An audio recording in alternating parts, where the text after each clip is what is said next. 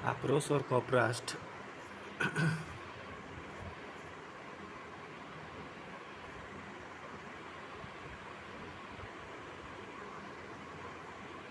बेहतरीन स्टोरी, बेहतरीन, absolutely marvellous. ये कॉमिक्स जिस समय आई थी, चाहे आज भी इसकी स्टोरी फ्रेश है। आइए सुनाता हूँ आपकी इसको स्टोरी क्या है इसकी। लेखक तिलक जी का चित्रांकन दिलीप कदम, जयप्रकाश जगताप का। आंखें नहीं है फिर भी आंखों से, वालों से अच्छी तरह देख सकता हूँ आक्रोश। जरा भी हिलने की चेष्टा हिमाकत होगी। दुआ करो यहाँ की वायु से कि तुम्हारे वस्त्रों की सरसराहट भी मुझ तक न पहुँचे, अन्यथा लाश बनकर गिरोगे तुम। खुफिया कोपराज तो मेरी सांस की आवाज़ तक सुन रहा, और सचमुच मेरी हल्की सी जुम्बिश पर भी ये मेरे चिथड़े उड़ा कर रख देगा। बेहतरीन कॉमिक्स, 100 में 100 मार्क्स मैंने इसको दिए थे। आज तक इसकी स्टोरी मेरे जहन में चलती है। इस तरह का राज कॉमिक्स में आप नहीं देखेंगे। मैंने अभी तक राज कॉमिक्स में इस तरह की चीज़ नहीं देखी। पूर्व प्रकाशित कॉमिक्स आक्रोश का आक्रोश में आपने पढ़ा कि पंचक गुरु आक्रोश का विवाह के लिए तारकंड ग्रह की राजकुमारी सुरभि के स्वयंवर में भाग लेने पर विवश करते हैं। अगर आपकी यही इच्छा है पंचक गुरु, तो मैं स्वयंवर में अवश्य भाग लूँगा। तारकंड में स्वयंवर की तैयारी में विघ्न बनकर आ पहुँचता है सोलोमन। यह स्वयंवर नहीं होगा क्योंकि राजकुमारी सुरभि को अपने लिए पसंद कर लिया है सम्राट क्रूरा ने। यह सुनकर खून खौल जाता है राजकुमार तारकेश का। दोनों के बीच होती है खूनी जंग, जिसमें सोलोमन राजकुमार तारकेश की निर्मम हत्या कर डालता है। भाई की हत्या से क्षुब्ध राजकुमारी सुरभि स्वयंवर के लिए शर्त रखती है हत्यारे सोलोमन का सिर। आक्रोश भी हत्यारे सोलोमन को ख़त्म करने की कसम खा लेता है, और तभी हत्यारा सोलोमन आ पहुंचता है जगुआर पर सवार होकर। अपनी तिलिस्मी शक्तियों से मौत का तांडव मचाता हुआ सोलोमन राजकुमारी का अपहरण करना चाहता है।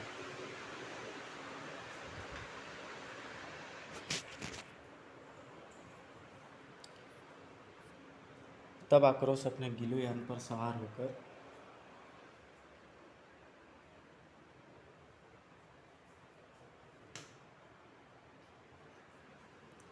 उस तक पहुंचता है और उससे टकरा जाता है।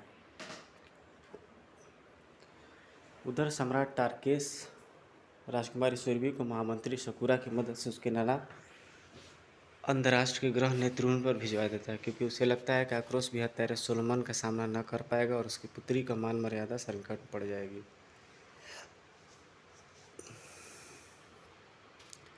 किंतु भयानक युद्ध के पश्चात आक्रोश सोलोमन का सिर काट डालता है, पर मृत्यु पूर्व शैतान सोलोमन तिलिस्मास्त्र का प्रयोग कर डालता है, जिससे नगर में हुई तबाही आक्रोश का आक्रोश भड़का देती है। वह सम्राट क्रूरा का अंत करने का निश्चय कर लेता है। आक्रोश हत्यारे सोलोमन का सिर लेकर जब सम्राट तारकोस के सामने पहुंचता है तो सम्राट भी स्तब्ध हो उठते हैं। उफ, हमें क्षमा करना आक्रोश, हम स्वयंवर की शर्त पूरी कर सकने में असमर्थ हैं। और तब आक्रोश को एक भयानक सच्चाई का सामना करना पड़ता है। हमने राजकुमारी को स्वेच्छा से उसके नाना अंतर्राष्ट्र के पास नेतृन ग्रह पर भेज दिया, जहाँ पे वो उसकी बलि चढ़ाएंगे। क्या? यह सुनकर आंखों के समक्ष अंधेरा छा जाता है और धरती घूमती नजर आती है आक्रोश को। आगे क्या होता है प्रस्तुत कथानक में पढ़ें। सम्राट की जय हो। सम्राट की जय हो। राज दरबार के सभी नियमों को भंग करती हुई दासी रूपक सम्राट तारकोश के सम्मुख आ पहुंची और दासी रूपक, क्या तुम भी राज दरबार के नियम भी भूल गई? इस गुस्ताखी का दंड जानती हो? दासी कोड़े खाने को तैयार है सम्राट, किंतु यह समाचार आपको दिए बिना रहा नहीं गया मुझसे। कैसा समाचार? आप एक बार फिर पिता बनने वाले हैं सम्राट। क्या? सारा क्रोध पल भर में काफूर हो गया उनका, और चेहरे पे छा गई रौनक। मुबारक मुबारक।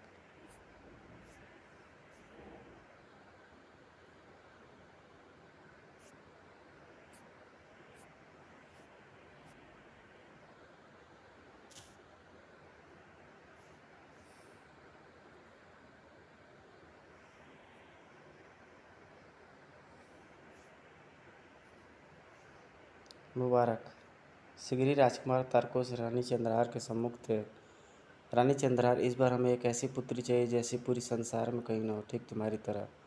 ऐसा कहकर अपनी होने वाली बच्ची को श्राप मत दीजिए सम्राट। एक नेत्रहीन की पीड़ा को मुझसे बेहतर और भला कौन समझ सकता है। हैरत से चीख पड़े सम्राट तारकोस। रानी चंद्रहार, तुम्हारे ये शब्द हमारे हृदय में शूल के समान चुभ जाते हैं, और फिर नेत्रहीन होते हुए भी तुम में नेत्रवानों से कौन सा गुण कम है। तुम्हारे इन्हीं गुणों के कारण तो हमने तुमसे विवाह किया था। सौंदर्य और गुणों में तुम सारे संसार में अपूर्व हो रानी चंद्रहार। मेरे पुत्र की आहट वो इसी ओर आ रहा है सम्राट। तभी कक्ष में गूंज उठी नन्हे राजकुमार तारकेश की किलकारियों से। पिता श्री, माता श्री, हमें महामंत्री चाचा ने बताया है कि हमारा एक और भाई आने वाला है। हमारा भाई कहाँ से आने वाला है पिताश्री, आप बताइए ना माताश्री। हम तुम्हें बताते हैं पुत्र। दरअसल तुम्हारा एक भाई नहीं, एक नन्ही सी और प्यारी सी बहन आने वाली है, और वह आने वाली है भगवान के घर से। क्या सच पिताश्री? आहा, तब तो हम उससे खूब खेलेंगे। अवश्य पुत्र, अवश्य खेलना। खुशियाँ अटखेलियाँ कर रही थी उस नन्हे से संसार में जिसे कहते हैं परिवार।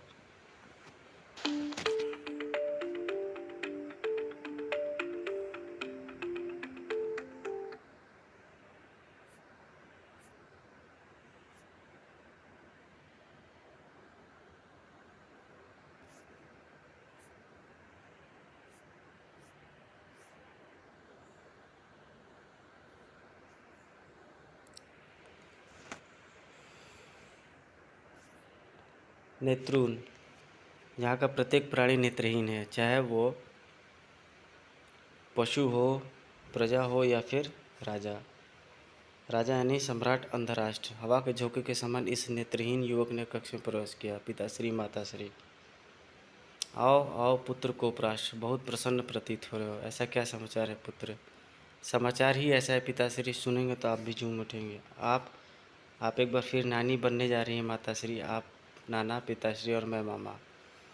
क्या सच? ओह, यह तो सचमुच बेहद प्रसन्नतावर्धक समाचार है। इधर सम्राट अंधराष्ट्र की अंधी आंखों में एक भीषण चमक उभरी। ओह, पुत्री चंद्रहार पुनः माँ बनने जा रही है, और इस बार उसके योग में एक कन्या को जन्म देना लिखा है। आंखों की चमक उतरकर चेहरे के जर्रे जर्रे पर फैलती चली गई। नेत्रुन के अंधकार के दिन अब छट जाएंगे। हमारी देवती नेत्रुन के लिए प्रकाश का सूरज बन के आएगी। मुझे उस दिन की बड़ी बेसब्री से प्रतीक्षा रहेगी। और आ ही गया वह दिन भी। मुबारक हो महाराज, आपके मन की इच्छा पूर्ण हुई। अच्छा, आहा, ये तो बिल्कुल चांद का टुकड़ा है रानी चंद्रहार, और इसकी आंखें तो बेहद खूबसूरत है। इसे हमारी गोद में दोनों पिताश्री। इसी पल दासी ने आके सूचना दी। सम्राट नेत्रुन से सम्राट तारकेश के नाना नानी और मामा श्री पधारे हैं, और उन्हें फौरन सम्मानपूर्वक यहाँ ले आओ। कुछ समय बाद उस कक्ष में उपस्थित थे केवल वही चार शख्स, जब नाना अंधराष्ट्र ने सम्राट तारकोस के सम्मुख रखी वह अनोखी मांग। क्या हमारी पुत्री की बलि? यह आप क्या कह रहे हैं ससुर श्री? हम ठीक कह रहे हैं दामाद श्री। चीखी पड़ी तो रानी चंद्रहार। नहीं, ये मुमकिन नहीं है पिताश्री, असंभव है, ऐसा नहीं हो सकता। उठो नहीं पुत्री, उठो नहीं। अभी तुम शारीरिक रूप से बहुत दुर्बल हो, और समझने की चेष्टा करो पुत्री। तुम्हारे इस महात्याग से नेत्रुन में रोशनियाँ जगमगा उठेंगी। राजकुमार की बलि पाकर नेत्रुन के अंधकार सदा के लिए दूर हो जाएंगे पुत्री। खुद तुम्हारी वीरान पड़ी आंखों का संसार ही बस जाएगा। नहीं नहीं, संसार उजड़ेगा नहीं पिताश्री, उजड़ जाएगी मेरी आंखों की रोशनी। मेरी बच्ची है, और यह रोशनी आप छीन लेना चाहते हैं? दृढ़ निश्चय उभरा है रानी चंद्रहार के चेहरे पर। नहीं, मैं इस बच्ची को आपको हरगिज बलि चढ़ाने के लिए नहीं दूंगी नेत्रुन पर। यह कहकर तुमने मेरे हृदय से बोझ हटा दिया रानी चंद्रहार, और मुझे आपसे इस दुस्साहस की उम्मीद न थी ससुरश्री। हमें गलत मत समझो दामाश्री, हमें गलत मत समझो। हम तुम्हें इस बात के लिए विवश नहीं कर रहे थे। हम इस विषय में केवल तुम्हारी सहमति प्राप्त करने आए थे। यह कार्य केवल तुम्हारी आज्ञा से ही संपन्न होता। यदि नेत्रुन के भाग्य में अंधकार ही लिखा है, फिर सूरज कैसे उदय हो सकता? आओ रानी नेत्रिना, जब आपने इतनी बड़ी बात कह दी है ससुरश्री, तो जाने से पहले इतना सुनते जाइए। आज तो मैं आपको अपनी पुत्री नहीं सौंप सकता, किंतु अगर कभी परिस्थितियाँ मेरी पुत्री के प्रतिकूल हो गई और उसकी मान मर्यादा या प्राणों पर आ बनी तो मैं आपकी बातों पर अवश्य विचार करूँगा, यह मेरा आपसे वायदा है। मगर एक बात नहीं समझ में आई कि नेत्रून का प्रत्येक प्राणी नेत्रहीन क्यों है। यह कहानी नेत्रून के बसने से पूर्व की है। आक्रोश। नेत्रून पर सर्वप्रथम एकमात्र ऋषि नेत्रून होते थे, हुआ करते थे। एक बार जब वो अपनी एकाकी जीवन से उकता गए तो उन्होंने अपनी शक्ति से एक स्त्री को उत्पन्न किया और मैं तुम्हें नेत्रून ग्रह पर जीवन के लिए उत्पन्न किया। अब मैं तुम्हें अपने तेज का सारा तेज तुम्हें दे दूंगा ताकि तुम्हारी संतानें शक्तिशाली हो, किंतु ध्यान रहे मेरा तेज ग्रहण करते समय तुम्हारे नेत्र बंद न होने पाए, अन्यथा तुम तो नेत्रहीन होगी ही, साथ साथ तुम्हारी सारी संतानें भी नेत्रहीन पैदा होंगी। किंतु नेत्रून ऋषि के तेज से स्त्री की आंखें झपक गई और इस प्रकार नेत्रून का भविष्य अंधकारमय हो गया। ऋषि नेत्रून को जब इस बात का पता चला तो वे बहुत दुखी हुए और बोले, तीसरी पीढ़ी के नेत्रून सम्राट की कन्या विवाहोपरांत अगर अपनी कन्या को नेत्रून पर बलि के लिए दे देगी तो नेत्रून का अंधेरा हमेशा के लिए मिट जाएगा। यह है नेत्रून के अंधेरे जीवन की कथा, जिसके साथ अब मेरी पुत्री का भविष्य भी जुड़ चुका है। सम्राट तारकोश की आंखों में स्पष्ट झलक रही थी गहरी वेदना। राजकुमारी सुरभि के जन्म के 3 माह पश्चात ही रोगग्रस्त होकर रानी को मृत्यु प्राप्त हो गई। रानी चंद्रहार भी। आज जब हमने परिस्थितियाँ राजकुमारी सुरभि के प्रतिकूल देखी तो हमने सुरभि को उसकी लाला को ही सौंप देने का निश्चय कर लिया। उफ, आपने मेरा प्रतीक्षा क्यों न किया महाराज। हम अपनी इस भूल के लिए लज्जित है। आक्रोश। सहसा ही आक्रोश की आंखों में एक निश्चय आने लगा। राजकुमारी सुरभि को उसके नाना का भेजकर आपने अपना पिता व सम्राट होने का कर्तव्य पूरा किया और अब मैं अपना फर्ज पूरा करूंगा। नेत्रून से राजकुमारी सुरभि को वापस लाऊंगा, क्योंकि अपनी स्वार्थ पूर्ति के लिए किसी की बलि चढ़ाना क्रूरता है, मानवता और प्रकृति के प्रति गंभीर अपराध है। बुरी तरीके से तमतमा रहा था आक्रोश का चेहरा। नेत्रून महल के प्रांगण में आकर उतरा वह यान। खट। नेत्रून सैनिकों की सतर्कता और योग्यता का तुरंत आभास होता था। अरे, ये तो किसी यान के उतरने का स्वर है। यान केवल हमसे 6 हाथ की दूरी पर है, किंतु यान में कोई गतिविधि नहीं हुई। इसका क्या अर्थ है? या तो यान में कोई नहीं है या फिर जो भी है वह मृत अथवा मूर्छित है। तुम राजकुमार जी को सूचना दो, मैं यान की तरफ बढ़ता हूँ। सधे हुए कदमों के साथ एक सैनिक आगे बढ़ गया और दूसरा बढ़ा यान की ओर। कौन है यान में? जवाब दो, अन्यथा यान को नष्ट कर दिया जाएगा। सैनिक के ललकार के जवाब में होश में आती राजकुमारी सुरभि के होठों से फूटी करा जिसे सुनकर चौंक उठा। उसी पल वहां पहुंचा सम्राट राजकुमार को परास्त। ठहरो सैनिक, प्रहार मत करना, किसी स्त्री की कराहने का स्वर है यह। यान में कोई स्त्री है। इधर हिरनी से बड़े बड़े नेत्र खुल गए। मैं कहाँ हूँ? इसी पर आश्चर्य से फैल गए नेत्र और रोमांच के कारण मुंह से निकली चीख। मामा श्री, कौन? सुरभि। आवाज़ की दिशा में ठीक ऐसे ही आगे बढ़ा कोपराष्ट्र, जैसे सुरभि को साक्षात देख लिया। ओह सुरभि, ओह नहीं, विश्वास नहीं होता कि ये तुम हो। ओह हाँ मामा श्री, मुझे खुद हैरत है कि मैं यहाँ कैसे आ गई। मगर तुम अकेली क्यों आई? जीजा श्री और भांजा तारकेश कहाँ है? वे क्यों नहीं आए तुम्हारे साथ? कोपराष्ट्र के सवाल के जवाब में स्वयंवर से लेकर वहाँ तक पहुँचने की सारी कहानी आंसुओं के साथ सुनाती चली गई सुरभि। सारी कहानी सुनने के बाद शोले से भड़क उठे कोपराष्ट्र के चेहरे पर। भांजा तारकेश कत्ल कर डाला गया? उफ, तू घबरा मत सुरभि, तेरा मामा अंधा जरूर है मगर अभी जिंदा है। अपने हाथों से उसके हथियारों को चीर फाड़ कर सुखा देगा कोपराष्ट्र। इसी पर आ पहुँचे वहाँ नाना अंतराष्ट्र। नाना श्री, पुत्री सुरभि। फूट फूट कर रोती हुई नाना के सीने से जा लगी सुरभि। सब कुछ जान गए तब अंधराष्ट्र भी। ओ, तो इसलिए दामाद श्री ने तुम्हें नेत्रून ग्रह भेज दिया। तुम्हारे जन्म के समय किया गया वायदा दामाद श्री नहीं भूले। नाना श्री, आप यह क्या कर रहे हैं? कैसा वादा किया था पिताश्री ने आपके साथ? अंधराष्ट्र ने कुछ भी न छिपाया। हकीकत जानकर हक्की बक्की रह गई सुरभि। ओह, तो क्या पिताश्री ने मुझे यहाँ? नहीं नहीं, पिताश्री ऐसा सोच भी नहीं सकते। तो क्या अब आप नेत्रून पर बलि चढ़ा देंगे मुझे? नाना श्री, नेत्रून के अंधे जीवन में रोशनी भरने के लिए हमारी व्यवस्था ही तो है पुत्री की हमें अपनी देवती की बलि चढ़ानी पड़ रही है। बादलों की गरजने की सी ध्वनि बोला कपराष्ट। अगर ऐसा हुआ पिताश्री तो सौगंध है मुझे नेतृन की मिट्टी की, यह मिट्टी खून से नहा जाएगी। मूर्खों जैसी बात मत करो कोपरा, शायर विधि को यही मंजूर है। एक बलिदान कितनों को रोशनी देगा। राजा होकर प्रजा के हित में यह बात केवल मुझे सोचनी है। ये सब मैं कुछ नहीं जानता। अपनी गोद में खिलाया है मैंने इसे, उंगली पकड़ कर पहली बार इसे चलना भी तो मैंने ही सिखाया था। नहीं नहीं, आपके इस फैसले को कोपराष्ट्र चुनौती देता है सम्राट। राजकुमार, ओह, तो क्या हम यह समझें कि तुम एक बागी की भाषा बोल रहे हो? बेशक बेशक, आप यही समझें। सम्राट अंधराष्ट्र के जबड़े शक्ति के साथ भेज गए। सैनिकों, सुरभि को अपने अधिकार में लेकर फौरन दासियों के सुपुर्द कर दो और इसकी बलि की तैयारी का आदेश महामंत्री को तुरंत दो। खबरदार मामा श्री, ये लोग मेरी ओर बढ़ रहे हैं। वहशत नाचने लगी उसके चेहरे पर। हा हा हा हा हा, घबरा मत सुरभि, ये लोग अपनी ओर नहीं, अपनी मृत्यु की ओर बढ़ रहे हैं। कोपराष्ट्र के हाथ में थमे शस्त्र से एक साथ कई तीर छूटकर सैनिकों मौत की खलबली मचाते चले गए। झन झन झन, घोर आश्चर्य, एक भी तो निशाना खाली न गया। ये देख रहे सीन, ये कॉमिक्स में जो मेरे को पर्सनल बहुत बेहतरीन लगी थी और इसकी स्टोरी बेहतरीन सीरीज में से एक है। और अगर आप कॉमिक्स लवर हैं, कॉमिक्स फ़ैन हैं, तो ये आपको स्टोरी इतनी बेहतरीन लगेगी, मैं आपसे प्रॉमिस करता हूँ कि आपने आज तक ऐसी स्टोरी नहीं पढ़ी होगी। पर्सनल मेरी फेवरेट है। तो चुनौती देकर, चैलेंज देकर के कोपराष्ट्र जो है उन सैनिकों पे तीर चला देता है।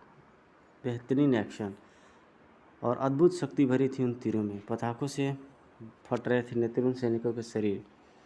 अपना आदेश वापस ले लो सम्राट, अन्यथा अंधकार में डूबी ये जिंदगियां मौत के घोर अंधकार में खो जाएंगी। आप जाम चाहे कुछ भी हो कोपराष्ट्र, हम एक बागी के आगे घुटने नहीं टेक सकते। सैनिकों, आगे बढ़ो और हिरासत में ले लो इस बागी को। प्रलंकारी बन गया कोपराष्ट्र, खून की नदियाँ बहा देने को तैयार लग रहा था वह। महाराज, मुझे दुख है जो स्वयं अपने हाथों से अपने सैनिकों को कत्ल करना पड़ रहा है, परंतु इन निर्दोषों का खून आपके सिर होगा। नेतृन की अगली पीढ़ी जब नेतृन के इतिहास को जानेगी तो आज के काले दिन को जरूर याद करके वो तुम्हारा पुतला जरूर जलाएगी सम्राट अंधराष्ट्र। इधर अस्तित्व कांप उठा सुरभि का भयानक युद्ध देखकर, जिसका कारण वह स्वयं थी। उफ नहीं, यह खून खराबा सिर्फ मेरे लिए हो रहा है। मेरी जान बचाने के लिए सैकड़ों जिंदगियां उजड़ जाएंगी। नहीं नहीं, ये खून खराबा रोकना चाहिए। आंखों में व्यवस्था की आंसू लिए चीख पड़ी सुरभि। बस बस करिए मामा श्री, बंद कीजिए खून खराबा। सुरभि, ये क्या कर रही है तू? आश्चर्य से चीख ही तो पड़ा कोपराष्ट्र भी। आपको सौगंध है मामा श्री, अपना हाथ रोक लीजिए, अवश्य ही तू पागल हो गई है। इसी पल का लाभ उठाकर सैनिकों ने घेर लिया कोपराष्ट्र को। आंसू से लथपथ चेहरा लिए सुरभि आगे बढ़ गई। नाना श्री, आप नेतृन पर मुझे बलि चढ़ाना चाहते हैं ना? तो लीजिए, मैं तैयार हूँ, चढ़ा दीजिए मेरी बलि। ऐसा मत कह सुरभि, सौगंध वापस ले ले अपनी। पर सौगंध वापस न ली सुरभि ने। जाओ मामा श्री, जाओ और देखो कि कोई इस कार्य में विघ्न न बनने पाए। जाओ मामा श्री, जाओ। तेरी सौगंध ने मुझे बांध लिया है, मुझे मेरी बच्ची, विवश हो गया हूँ मैं। ठगा सा खड़ा रह गया कोपराष्ट्र और नेतृन पर बलि की तैयारी शुरू हो गई। अपनी भीगी हुई आंखों के साथ झरोके पर खड़ी थी रानी नेत्रिना। हमें क्षमा करना बच्ची, हम भी विवश हैं। और ठीक उसी पल एक यान ने नेतृन के सीने को छुआ। ठक, सुरभि की रक्षा के लिए भयानक जंग लड़नी होगी मुझे। नेतृन की धरती पर सुई गिरने की आहट को भी पकड़ सकते थे वो उस प्रलंकारी के कान। कौन है उस यान में? जवाब दो, अन्यथा आक्रमण सहने के लिए तैयार हो। मैं आक्रोश हूँ, मुझे सुरभि चाहिए जिसे इस ग्रह पर बलि चढ़ाने के लिए भेजा गया है। जिंदगी से प्यार है तो वापस लौट जाओ आक्रोश, सुरभि तुम्हें नहीं मिलेगी। आक्रोश ने एक कदम आगे बढ़ाने को उठाया था कि कोपराष्ट्र गरज उठा। कदम वापस पीछे खींच लो आक्रोश, मैं कोपराष्ट्र तुम्हें चेतावनी देता हूँ। कदम आगे बढ़ा तो काट कर फेंक दूंगा। आक्रोश का हाथ बढ़ा अपनी तस्तरी और तभी अपने हाथ को जहाँ का तहाँ रखो आक्रोश, अन्यथा वो बाजू ही कंधे से उखड़ जाएगा। उफ, ये मानव है कि शैतान? आंखें नहीं है फिर भी आँख वालों से ज़्यादा अच्छी तरह देख सकता हूँ आक्रोश। जरा भी हिलने की चेष्टा हिमाकत होगी। दुआ करो यहाँ की वायु से कि तुम्हारे वस्त्रों की सरसराहट भी मुझ तक न पहुँचे, अन्यथा लाश बनकर गिरोगे तुम। और ये कपराश तो मेरी सांस की आवाज़ तक सुन रहा है। सचमुच मेरी हल्की सी जुम्बिश पर भी ये मेरे चिथड़े उड़ा कर रख देगा। और तभी राजकुमार कपराश रानी जी एकाएक मूर्छित हो गई है और सम्राट इस समय बलि यज्ञ में उपस्थित हैं। क्या? और बस यही चुप हुए कपराष्ट है। किसी ऐसे ही क्षण की मुझे प्रतीक्षा थी। कपराष्ट शस्त्र गिरने की आहट पर बाज के समान झपटा कपराष्ट, किंतु आक्रोश की ठोकर ने उसके हाथ में केवल धूल ही पड़ने दी। अब ये हिमाकत न करने दूंगा मैं तुम्हें कपराष्ट, क्योंकि मुझे शीघ्र ही सुरभि तक पहुंचकर उसे प्राप्त करना है। ठक। आक्रोश कपराष्ट पर वार करने के लिए उसकी ओर उछला। जो शैतानी कर्म तुम्हारी धरती पर होने जा रहा है उसे हर सूरत में रोकना है मुझे। और इसी पल कपराष्ट भी उससे आ टकराया। अब यह मुमकिन नहीं है आक्रोश, अब यह मुमकिन नहीं। कपराष्ट के शिकंजे आक्रोश के गले की सांस खींच लेने के लिए बुरी तरह बेचैन थे। ये तेरी बदकिस्मती आक्रोश की नेतृन पर सर्वप्रथम तेरा टकराव मुझसे हो गया। ओह! आक्रोश की आंखें बाहर को उबलने लगी थी। आक्रोश ने कपराष्ट के पेट में ठोकर जड़कर उसे पीछे उछाल दिया। आह!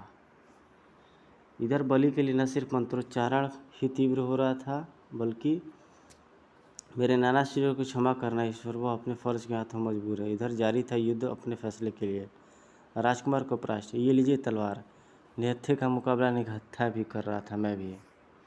अब शस्त्रधारी का मुकाबला शस्त्रधारी से होगा। टनाक।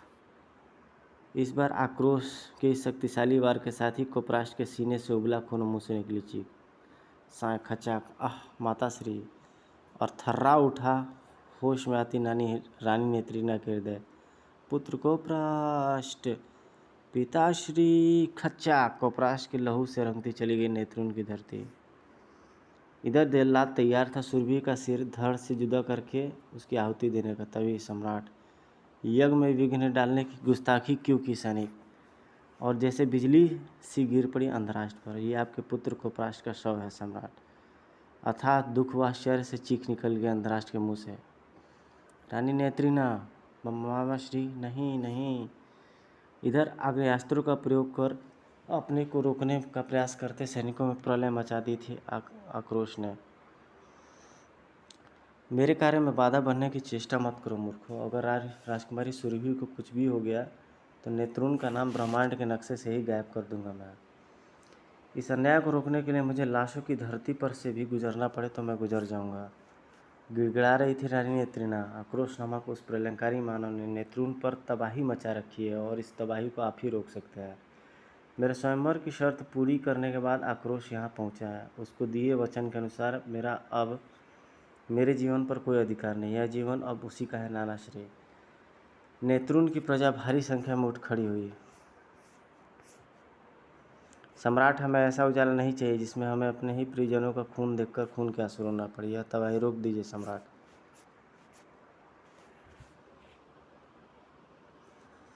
ठहरो, रुक जाओ आक्रोश, बंद करो ये तबाही। मैं तुम्हें तुम्हारी सुरभि तो सौंपने के लिए तैयार हूँ। राजकुमारी सुरभि, हाँ आक्रोश, बंद कर दो ये तबाही।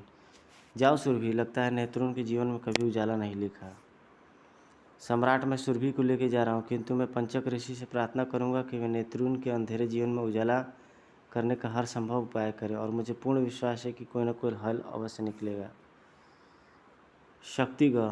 सम्राट क्रूरा के रोम रोम से ज्वालामुखी फूट रहा था। सबके सब खाली हाथ वापस आ गए। क्या सोच कर आए थे? क्रूरा खुश होगा, तुम्हें तुम्हारी बहादुरी की शाबाशी देगा? नहीं, क्रूरा तुम्हें केवल मृत्यु देगा। हा हा हा हा। भयानक रक्त पिपासु जली जीव टूट पड़े उन सैनिकों पर। आह चुसक चुसक। आह। घनघोर सन्नाटे को भंग करते गूंज उठे क्रूरा के हौलनाक ठहाके। मारा गया, मेरा दायां हाथ सोलोमन भी मारा गया। भयानक प्रतिशोध लूंगा मैं आक्रोश से। मैं खुद जाऊंगा तारकंड से राजकुमारी सुरभि को लाने। सेनापति बचक, सेना तैयार रखो, सेना तैयार करो। सम्राट क्रूर के सीमा पर आगमन के समाचार से तूफान सा उठ खड़ा हुआ तारकंड पर। सम्राट क्रूर के शक्तिशाली योद्धा सोलोमन ने ही तूफान बरपा दिया था तारकंड पर। अब खुद सम्राट अपनी सेना लेकर आ पहुंचा है। कैसे होगा मुकाबला? लेकिन हाथ पर हाथ रखकर भी तो नहीं बैठ सकते महामंत्री शकुरा। सेनापति को तुरंत युद्ध की आज्ञा का आदेश दो। स्वयंवर में आए मेहमानों ने एक स्वर में अपनी आवाज़ बुलंद की, हम आपके साथ हैं सम्राट तारकोस। सम्राट कुरूरा और उसकी सेना का ईंट से ईंट बजा देंगे हम। और फिर इधर से भी चल दी सम्राट तारकोस की सेना। सम्राट क्रूरा के सैनिकों के सिर पर सवार थी अनोखी तिलिस्मी शक्ति। हमसे जो टकराएगा वो चूर चूर हो जाएगा। खौफनाक सरीसृपों पर सवार सम्राट क्रूरा के सैनिक भयानक भीषण तबाही मचाते हुए सम्राट तारकोस की सेना में प्रवेश कर गए। मारो मारो। क्रूरा के सैनिकों की अग्नि लपटों ने कईयों को झुलसा दिया। जला डालो इन्हें, फूंक डालो दुश्मन के एक एक सैनिकों को। सम्राट तारकोस चेतावनी देता आ पहुंचा और भीषण ध्वनि करते टकरा गए दोनों के अस्त्र। तन। सम्राट क्रूरा, मेरे पुत्र का असली हत्यारा तो तू है। मेरी पुत्री पर संकट बनकर छाने वाला भी तू है। टन। आज इस युद्धभूमि से या तो तू और तेरी सेना जीवित बचकर जाएगी या फिर मैं और मेरी सेना। सम्राट क्रूरा के वाहन की जोरदार टक्कर से सम्राट तारकोस के रथ के परखच्चे उड़ गए। आह नहीं, हा हा हा, मैं और मेरी सेना ही विजयी होगी सम्राट तारकोस। इस भयानक जीव ने सम्राट तारकोस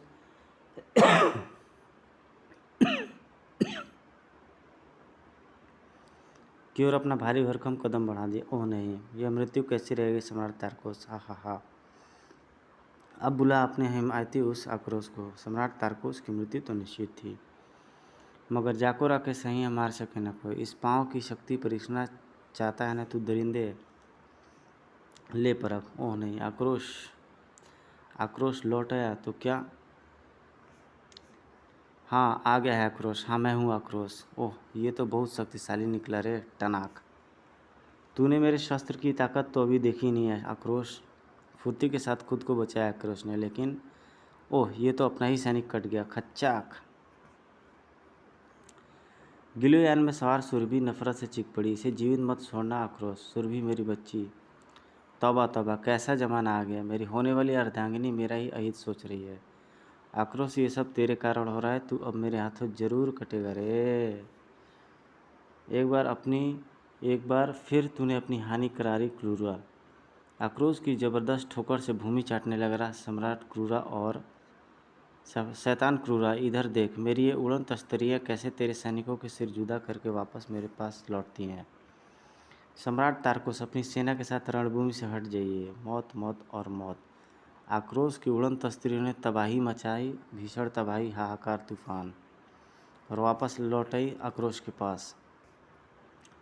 बच गए थे धैन्य भयानक जीव जो बिना सवारों के बेलगाम हो उठे। और वो देख क्रूरा, तेरी मौत भी तेरी ओर बढ़ रही है। नहीं। आक्रोश एक तीव्र उछाल बढ़कर गिलोयान पर लटक गया और नहीं। सम्राट क्रूरा की विभत्स मौत पर इत्मीनान दिखाई देने लगा राजकुमारी सुरभि के चेहरे पर। आक्रोश, तुम्हें पाकर धन्य हो गई मैं, किंतु तुम्हारे मामाश्री को परास्त की मृत्यु का मुझे बेहद अफसोस रहेगा सुरभि। और फिर स्वयंवर की शर्त के मुताबिक राजकुमारी सुरभि ने वरमाला आक्रोश के गले में डाल दी। आक्रोश जिंदाबाद, राजकुमारी सुरभि जिंदाबाद। इसी के साथ नाम गुंजायमान हो उठा जय जयकार के उद्घोषों से। फिर हुई विधिवत विवाह की रस्में, और इस प्रकार वहाँ से रवाना होने से पूर्व आक्रोश अब प्लेटो के अस्तित्व की नींव एक बार फिर डाल चुका था और गिलोयान तीव्र गति से उड़ रहा था मार्कंड की ओर। गाइस, आपको वीडियो अगर अच्छी लगी हो तो please like, comment, share, subscribe जरूर करिएगा दोस्तों। जो भी आपको वीडियो देखनी है आप मेरे से प्लीज़ कमेंट करके बताइए, मैं ज़रूर वो वीडियो अपलोड करूँगा। Thank you guys, thank you very much.